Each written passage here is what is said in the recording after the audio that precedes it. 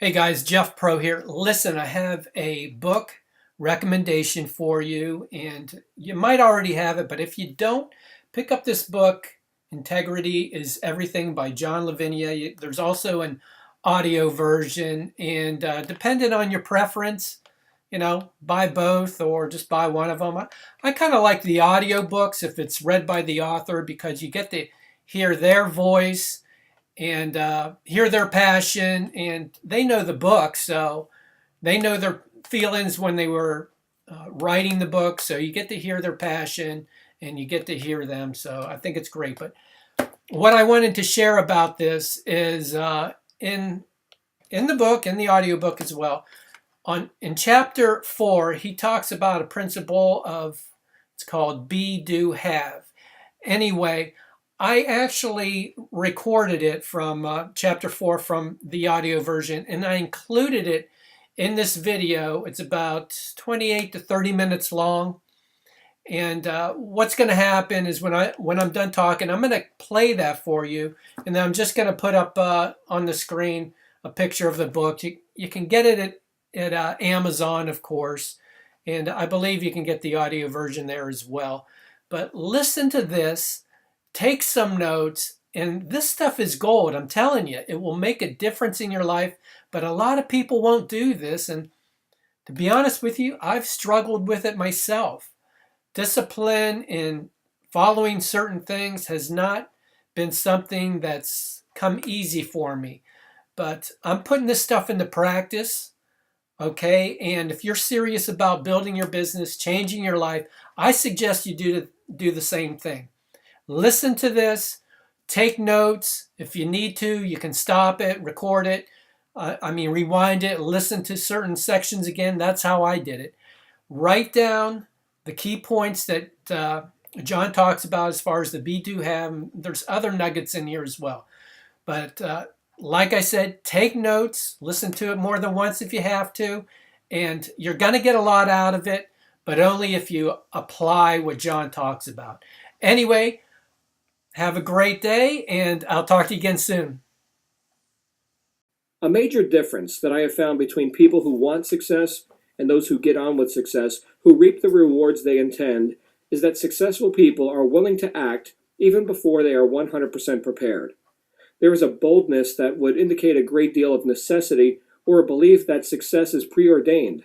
This may seem unreasonable, and of course, one thing that we can never accuse highly successful people of being is reasonable. The reasonable man adapts himself to the world. The unreasonable one persists in trying to adapt the world to himself. Therefore, all progress depends on the unreasonable man. George Bernard Shaw. I have never met one person who was content with their circumstances, who was also motivated to make a change in their life. People sometimes have to be right up against the wall for them to be motivated enough to take actions that are outside of their comfort zone. Because after all, who likes change? When I look at my own life, I could see clearly how I used to deify my comfort zone, hanging on to the little bit of so-called security that I had in my life. It was that little bit of certainty that I could rely on in my own pathetic, mediocre existence which cost me most of my energy. Maintaining mediocrity is a lot of work. I had very little energy to put into my goals, and I had no certainty about my ability to reach my goals. Sure, I had desires of increase, abundance, and success, but my life was about maintaining with all my might the little bit that I had. And this is poverty consciousness in the purest sense. I cannot go to the next plateau in my life while maintaining the previous plateau. In other words, I have to be like the trapeze artist at the circus who must release one trapeze bar to be able to reach the next bar. It comes down to faith, a knowingness that I am here to succeed. I do myself no good by living in a comfort zone, avoiding the inevitable changes of life until my back is right against the wall. It doesn't have to be this way. What I can choose to know, and what I can choose to remember, is that the reason I have these great desires motivating me in my life is because I am meant to have these desires fulfilled in my life. And when I doubt this, I find myself clinging to so-called security.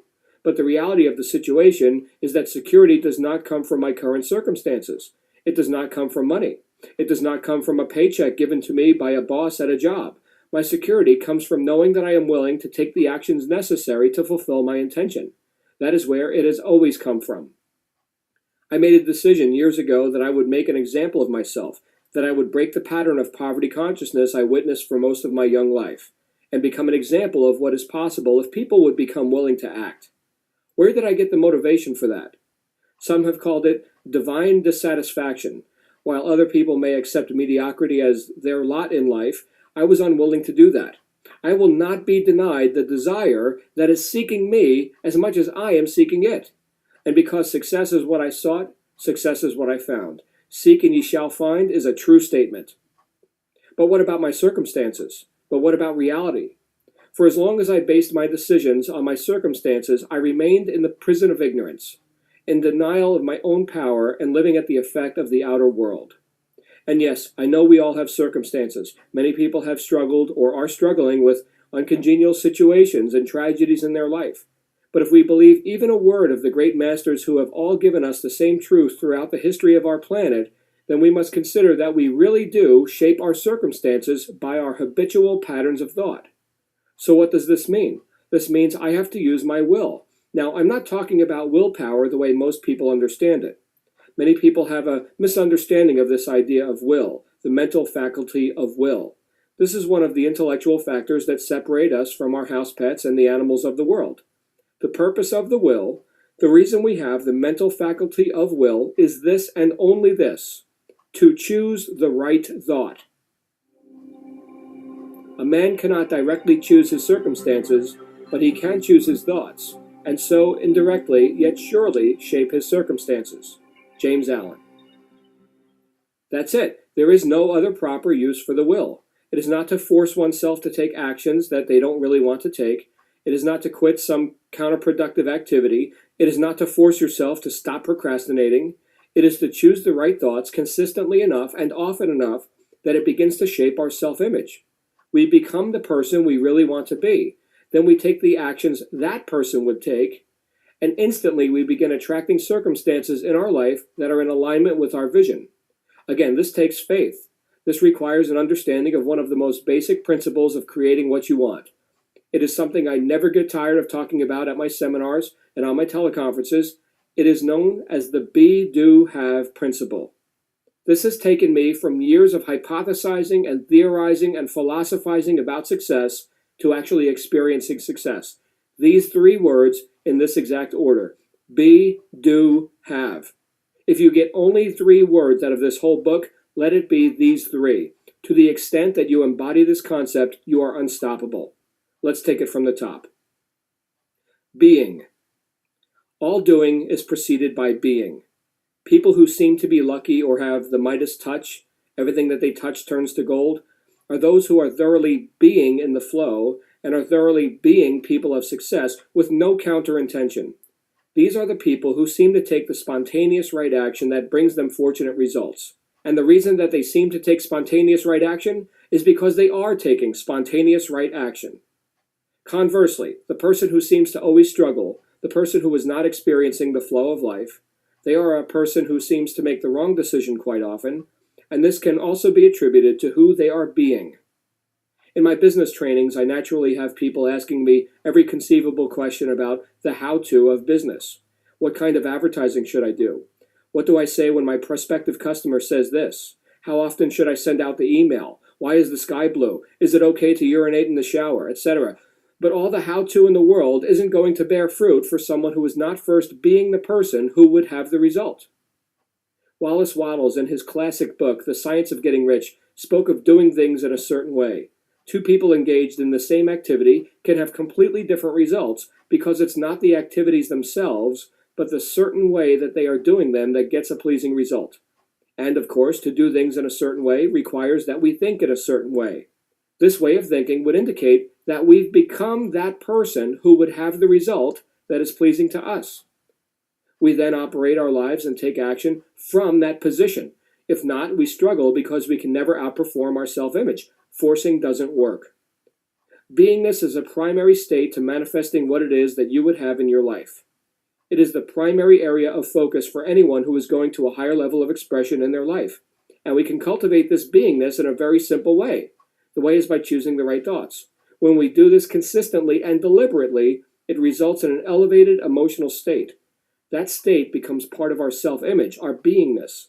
You see, to identify who we are being, our innermost beliefs about who we are and what we're capable of and what we're expecting in our lives, we can ask ourselves one question, and that is, how do I feel? How do I feel is the question. The answer to that question will reveal who I am being very reliably. So if I'm happy and peaceful and confident and having fun, then that's who I'm being. I'm a person who is in that flow. And the currents of life, including the currency of the wallet and the bank account, flows to me with no force. But if I'm stressed out, anxious, pissed off, resentful, then that's who I'm being. I'm a person who's going against the flow. I'm a person who's cutting off the currents in my life, who's short-circuiting my own energy. And once again, we can never outperform our self-image. By being this person, all the hard work in the world isn't going to bring me satisfaction. All the trying, and I get that there are a lot of people that are trying really hard to be successful, will not bear fruit. You can't be successful until you become successful. Think about this. Most people think that success comes from having already gotten the result, having already completed the project, having already lost the weight, having already made the money, having already landed the big deal. But that's attachment to appearances. That's what most people do.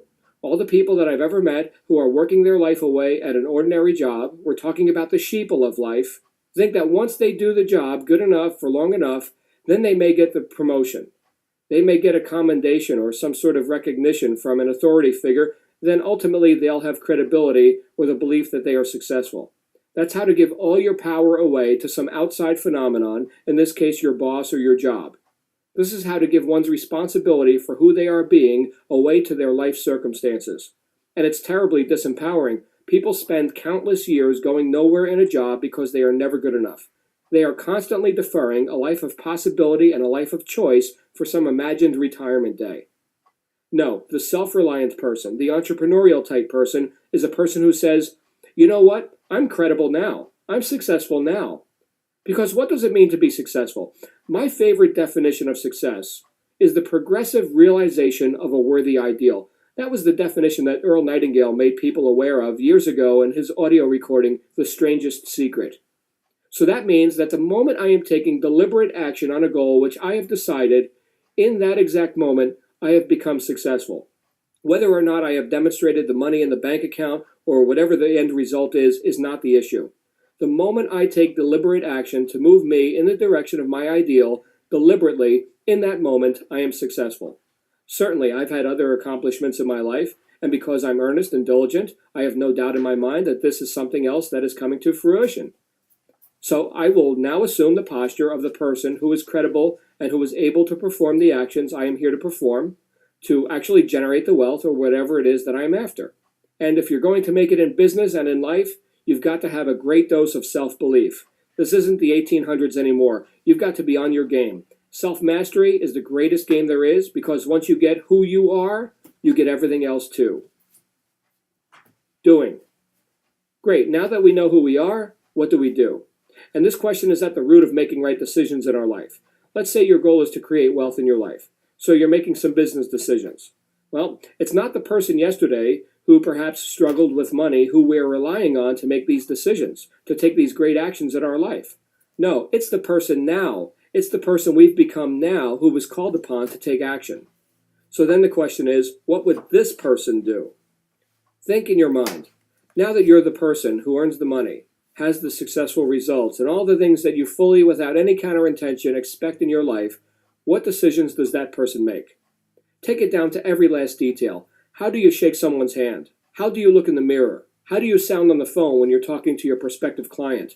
What decisions does this person make when it comes to capitalizing their business, prioritizing their time, or going to events that could further them in their business or career? Are they diligent? Do they study good information? Or do they watch 4 hours of TV per day like the average American does? We begin to do things to model ourselves, this image of ourselves that we've so totally sold to ourselves through our consistent new way of thinking. And we can build that model through the examples of others. We can build that self-image model by taking character traits from others and creating a culmination of various high-achieving personalities, putting bits from this person and bits from that person into our idea of our new beingness, of who we are. And we can model the actions of other high-achieving personalities.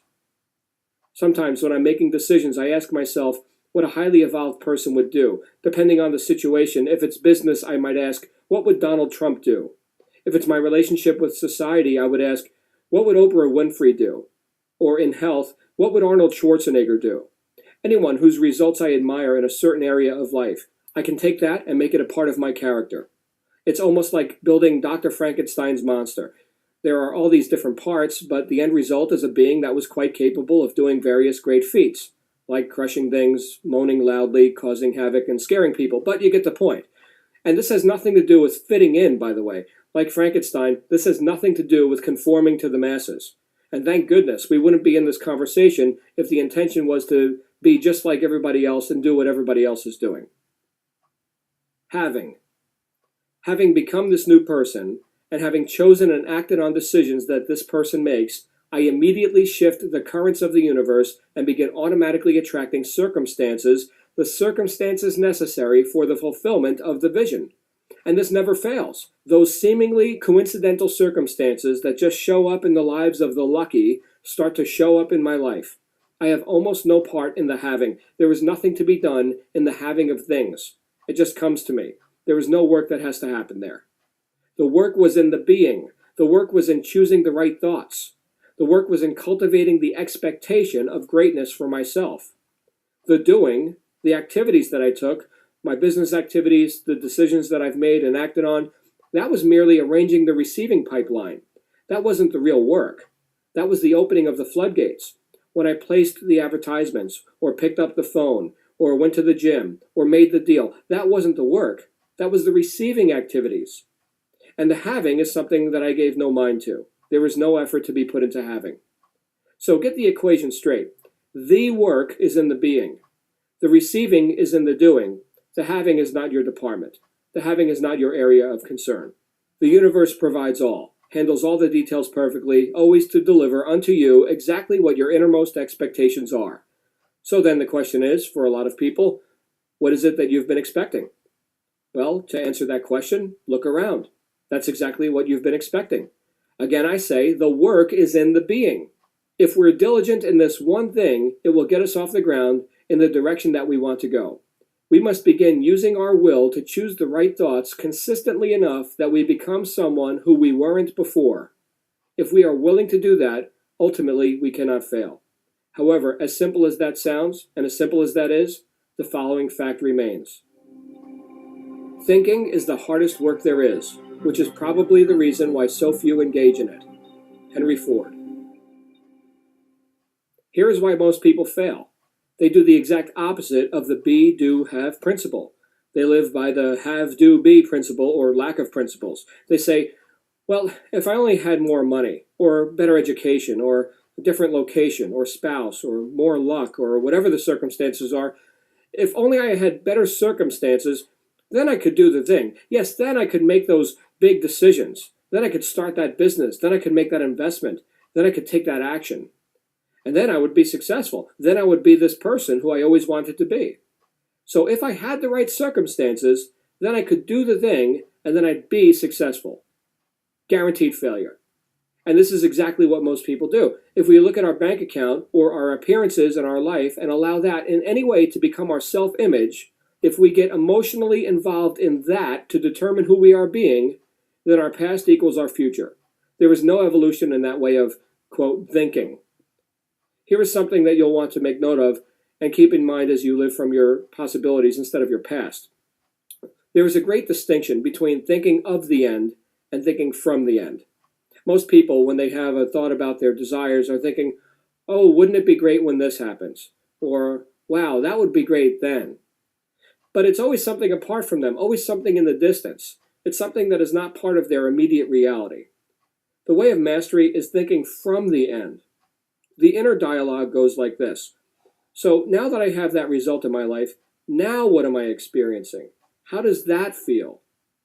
Sometimes when I'm thinking of a goal, I'll think, well, now that I've already reached that goal, what is my next goal? And I start thinking of the goal that hasn't even manifested in my life yet up to that point, as if it's already in the past. It's like I advanced the videotape and I'm already planning for my next goal because after all, once I've hit X goal, I'll be on to Y goal. So why not start operating from the place of, hey, I'm looking to accomplish Y in my life because I got X. This is thinking from the end. You could see many examples of this in your life just with common things that you do. Think about when you choose to go buy a product. Maybe you saw an advertisement where people got the product and they are using the product, and then suddenly they are happy and having a great experience. And isn't life wonderful? And you got an image in your mind of what it would be like to be using that product. It would be happy and wonderful. Next thing you know, you're buying that product. So the advertiser got you to think from the end, and that thing showed up in your life. I wanted a new car, so I showed up at the car dealership and I got the brochures and the demo DVD and I took the test drive. And I met the salesman and I had the whole experience. I gave myself the experience of driving the car and a memory that I could refer to every time I thought of the car or read the brochure. And guess what showed up in my garage a short while later? This stuff works, whether we know it or like it or not.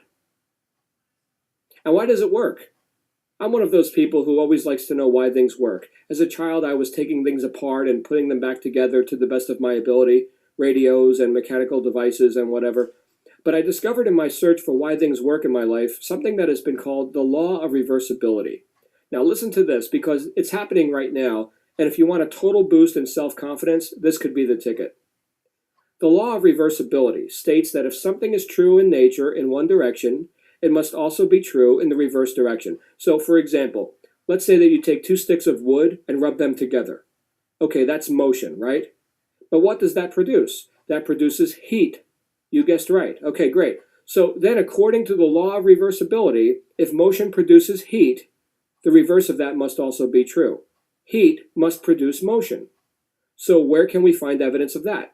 Well, let's say we go out to your automobile and we turn the key in the ignition, and what happens? There is heat. There is a fire that happens inside the combustion chamber of the engine. The heat expands. The expansion pushes the pistons down, and the crankshaft turns, and the car goes. Therefore, motion produces heat, and heat produces motion. You follow me so far? Good. So how does this relate to you achieving your goals?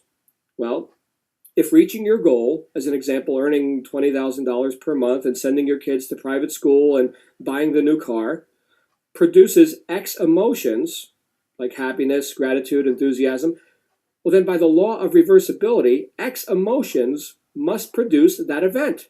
It cannot fail. It's impossible. So how does anyone fail in life? Here's how to fail. Look at your current circumstances, your bank account, your credit card statements, your relationships, the reading on the scale when you weigh yourself, and get emotionally involved in that. Allow that to determine your emotional state, which reveals who you are being, and you get to have more of that. That's how people fail. What we must do is subordinate appearances to our inner vision. Yes, to have integrity to our inner vision. Vision must come first. Appearances and circumstances come second. Finally, brethren, whatsoever things are true, whatsoever things are honest, whatsoever things are just, whatsoever things are pure, whatsoever things are lovely, whatsoever things are of good report, if there be any virtue, and if there be any praise, think on these things. Philippians 4:8. The law of reversibility is alive in your life, whether you know it or like it or not. But there is one problem with all this. Are you ready? You can't be a victim anymore. Once you know the law, you know that you are in control of your experience. You are empowered to accept responsibility for your results. Not take responsibility, because you've always had it. Now you get to accept it. Do you realize that? In fact, you have never been a victim in your life. That there are no victims, there are only volunteers. And now you get to accept the responsibility, which I think is such a liberating thing. Psychologists have said that a person's peace of mind is in direct correlation to how much they feel they are in control in their lives. That your peace of mind correlates with how much you feel you are at cause for your experience. And I would tend to agree with that. But you've got to ask yourself, do you value success in your life more than you value being a victim? Well, you know what the payoff for success is. The happiness, the love, the health, the money, the feelings of well-being and fulfillment, etc. But what's the payoff for being a victim? If you're like many people, there has been a payoff there, and it typically comes in the way other people relate to you. If you rely on sympathy or agreement from other people to make you feel validated or important, and if that payoff is more valuable to you than reaching your goals, please give this book to someone else who is willing to come out of the fog and be proactive. Decide to recognize for yourself right now that your great achievements are within reach, that you are moments away from demonstrating the vision which drives you, and that it is being delivered right on schedule. When riches begin to come, they come so quickly, in such great abundance, that one wonders where they have been hiding during all those lean years. Napoleon Hill. This is exactly the experience that I had. The missing link between my wanting success and actually achieving success was in my taking the posture of the person who would have it. I began to align my self-image with my perceived ideal, and I started to get new ideas. Yes, new ideas came into my mind on ways to further myself in business and in my relationships. And yes, the floodgates opened. Getting congruent with my vision was the missing link. When my internal dialogue directly matches the image of my wish fulfilled, miraculous results happen. You'll want to carefully reread that last line a few times. When my internal dialogue directly matches the image of my wish fulfilled, miraculous results happen.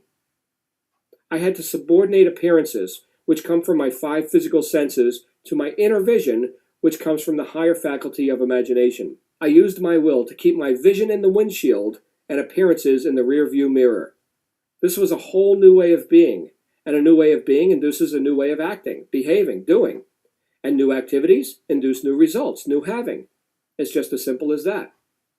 There is a surefire way to know that we are on the right track with our thinking and operating from this position of power. As we said before, it's our emotional state, but more specifically, it's the feeling of gratitude. Let's take a look at this. One of my favorite distinctions about the power of gratitude came from the Bible story about Jesus and Lazarus, where Jesus is raising Lazarus from the dead. The thing that struck me about this event was when Jesus gave thanks. Father, I thank thee that thou hast heard me. Lazarus, come forth. John 11:41-43. In other words, the gratitude came first, then the demonstration. Gratitude first, demonstration second. So there was no doubt. There was no, oh, I hope this works. The operating state was one of gratitude. Of course, Jesus knew that he and the Father are one. And in the knowing of that, not in the belief, but in the knowing of that, he said, I thank thee that thou hast heard me. And after that, Lazarus, come forth. Here is your demonstration. Beautiful stuff. So I've got to remember that in my life, this whole idea of gratitude is so essential if I am to demonstrate this great result, this goal, whatever it is that I intend for my life. To have the gratitude first. There is no greater wealth-producing emotion than gratitude. Gratitude is the big cannon. The most powerful wealth creation emotion that I know is gratitude, because it assumes the posture of it's already done, that it's too late to fail. I've already got it. And living in this state comes with practice. It comes with consistency.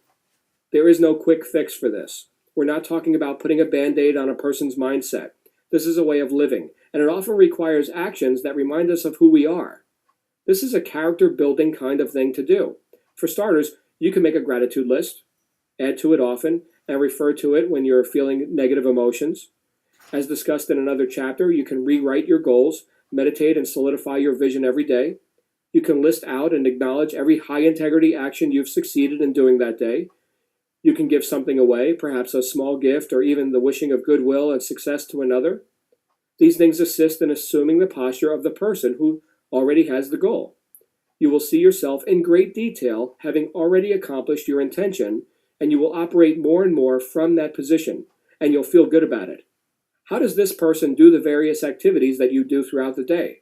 How do you greet other people? How do you walk down the hall? How do you sound when you speak? How do you occur to other people on this planet when you are this person, knowing that it is already done, that it's too late to fail? You've already got it. Thank you. Thank you becomes your prayer. But I'll say it again, this requires consistency of character. And speaking of consistency and building character, I can tell you that the reason I've become successful isn't because I was already the best at some skill. I'm competent in some areas. I'm ignorant in most. However, I'm consistent. In fact, I'm consistently consistent with principle-based activities that are important to me. And to the extent that I'm consistent, I develop this self-mastery that we've been talking about.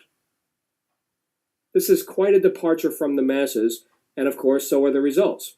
Take, for example, people who rely on New Year's resolutions to develop some new habit, like New Year's Day is somehow different than any other day.